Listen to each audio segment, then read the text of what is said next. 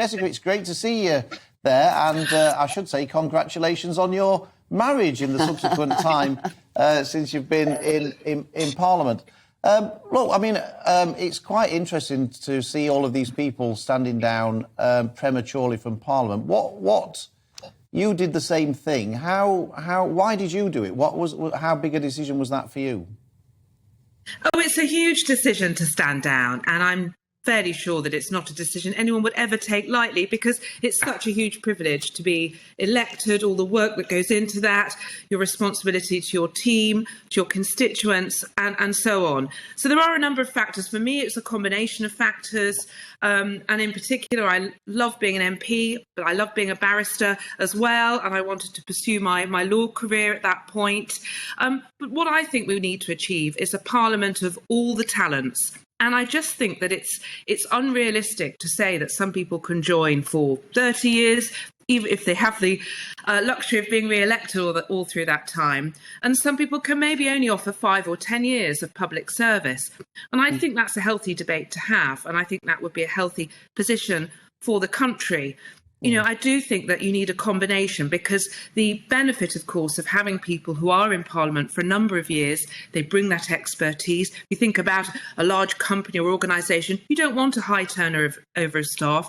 You need people that can see through campaigns, through legislation, understand Parliament, and really have that continuity. But at the same time, if we want to achieve the best possible people there, even if they can just do 1 or 2 terms, then I think that's something to be encouraged. And Jessica, I remember at the time speaking to you, because I know it was a big decision for you when you were a barrister, and you are now a barrister. I remember you saying, well, how do I work this into my life as well as a woman, you know, getting married or what have you? So there is lots of things that you do need to take on board. But I think this notion that maybe it is a gruelling job, and people do need to understand that maybe you are worn out after 5 years. Do you think the pressures of the job now will inevitably mean churn? I know it's taken its toll on William Ragg, for instance.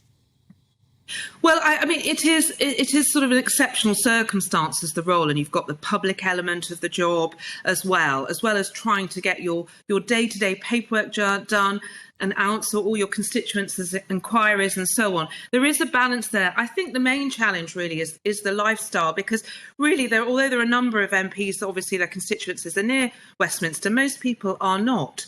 And I think that it has to be borne in mind that you have to essentially live in 2 places. You've got to make that work for your own circumstances, for those of your family, and so on. There's a number of considerations for people to take in. I suppose for some people it may be that until they're elected, they're not really aware of how that will impact.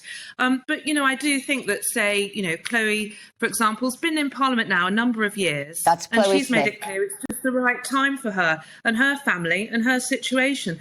Her service has now been a number of years. And Jess, equally, Chloe Smith as well was ill with breast cancer and overcame it, same as Tracy Crouch. I mean, it is a high-pressure environment. Now, other questions that were raised this morning as we were doing the paper review, do you think it's some people not wanting to lose if they've never lost before? Now, Philip will carry on, and he's got a tough seat. When I was in Merseyside, I was saying this, when I was Wirral West, I thought I was going to win in 2015. I thought, and it was a tough. I was going to lose, and it was a tough battle. I was minus 30 points behind. When it got to the day, in fact, I'd narrowed it to 0.8%, so it was a tiny gap. So you might lose, you might not lose. But do you think that's playing on the mind as well? Well, I hope not, because, I mean, that is politics. And with an election 2 years away, so much can happen. I think that I think it has to be more a decision based on your own circumstances and what is right for you and your family. I mean, I think if we look at the last 2 years in politics, I wouldn't like to be the person to bet on what's going to happen in 2 years' time. So, but I mean, of course, Esther, we all know as well, former colleagues who don't know. They turn up on you know, it's election day, it's polling day. They turn up at the town hall. and they have no idea if they're going to still have a job at the end of the night. Then they leave the town hall or the leisure centre without a job.